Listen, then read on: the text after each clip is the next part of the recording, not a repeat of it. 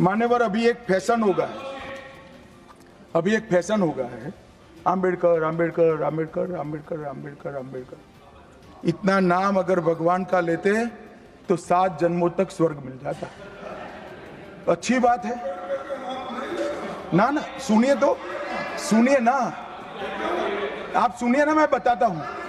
हमें तो आनंद है कि आम्बेडकर का नाम लेते हैं। आम्बेडकर का नाम अभी 100 बार ज्यादा लो, परंतु साच अर्थ में आम्बेडकर जी के प्रति आपका भाव क्या है ये मैं बताता। मान्यवर, आम्बेडकर जी को देश की पहली कैबिनेट से इस्तीफा क्यों दे दिया? आम्बेडकर जी ने कई बार कहा कि अनुसूचित जातियों और जनजातियों से हुए व्यवहार से मैं असंतुष्ट हूं, सरकार की विदेश नीति से मैं असहमत हूं और आर्टिकल 370 से मैं असहमत हूं। इसलिए वो छोड़ना चाहते थे। उनको आश्वासन दिया गया, आश्वासन पूरा नहीं हुआ। उन्होंने इग्नोरेंस के चलते इस्तीफा दे दिया। और एक श्री BC रॉय ने पत्र लिखा कि आम्बेडकर और राजा जी जैसे 2 महानुभाव मंत्रिमंडल छोड़ेंगे तो क्या होगा। तो नेहरू जी ने उनको जवाब में लिखा है, राजा जी के जाने से तो थोड़ा बहुत नुकसान होगा, आम्बेडकर के जाने से मंत्रिमंडल कमजोर नहीं होता है। मान्यवर, ये विचार जो खड़गे जी कह रहे हैं ना, क्या आपत्ति है? जिसका विरोध करते हो उसका वोट के लिए नाम देना कितना उचित है? क्योंकि अब आम्बेडकर जी को मानने वाले पर्याप्त संख्या में आ गए हैं, इसलिए आप आम्बेडकर आम्बेडकर कर रहे हो। मान्यवर, मुंबई के मेयर ने एक पत्र लिखा था कि मऊ में आम्बेडकर जी का स्मारक बनाना चाहिए। मऊ में जो आम्बेडकर जी का जन्म स्थान था, सुझाव लिखा। उन्होंने कहा आमतौर पर स्मारक निजी पहल से बनाने चाहिए।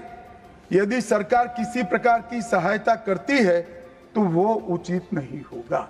उनके कितने स्मारक बने साहब? कोई स्मारक आम्बेडकर जी का नहीं बना, देश भर में नहीं बना। आम्बेडकर जी के स्मारक कब बने?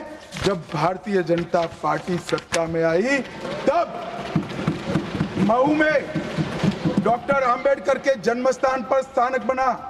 लंदन में अध्ययन करते थे, वहां स्मारक बना। नागपुर में शिक्षा दीक्षावलित वहां बना। दिल्ली में महापरिनिर्वाण स्थल पर बना और मुंबई में चैत्य भूमि में भी बन रहा है। हमने 5 तीर्थ बनाए महामानव। और मैं मानता हूं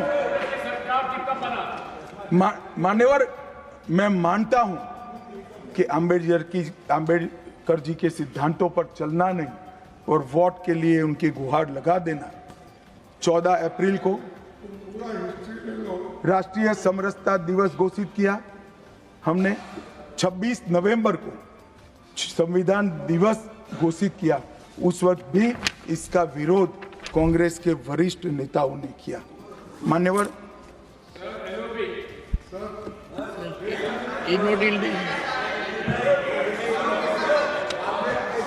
मान्यवर 370 पर कई बार चर्चा हुई है।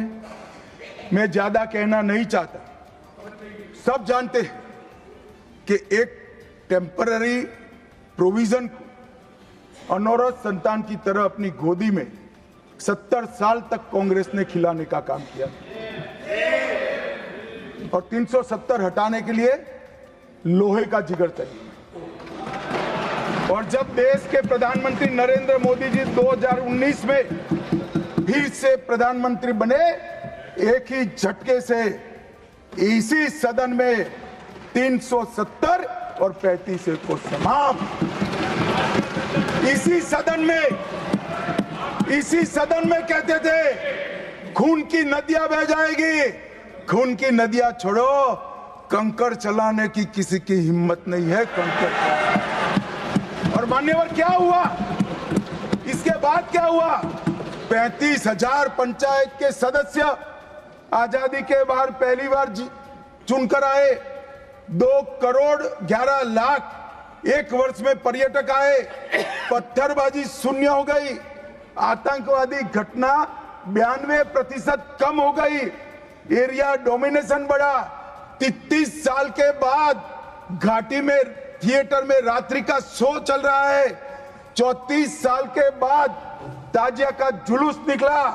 पहाड़ी, गुर्जर, बकरवाल और वाल्मीकि को आरक्षण मिला और घाटी के हर घर पर हर घर तिरंगा अभियान भी चला। श्रीनगर में फॉर्मूला 4 कार रेसिंग हुई।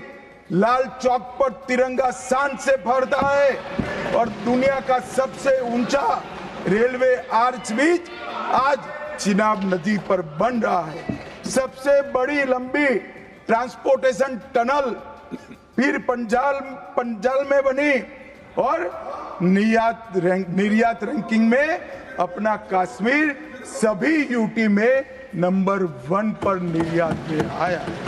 मान्यवर, 80,000 करोड़ पाकिस्तान से आए हुए विस्थापित, घाटी से भगाए गए विस्थापित और पश्चिमी पाकिस्तान से आए हुए विस्थापित को 80,000 करोड़ दिया और 1,19,000 करोड़ का निवेश आज आ गए। मान्यवर, 370 के रहते 70 साल में 12,000 करोड़ का निवेश आया था, अब 5 साल के अंदर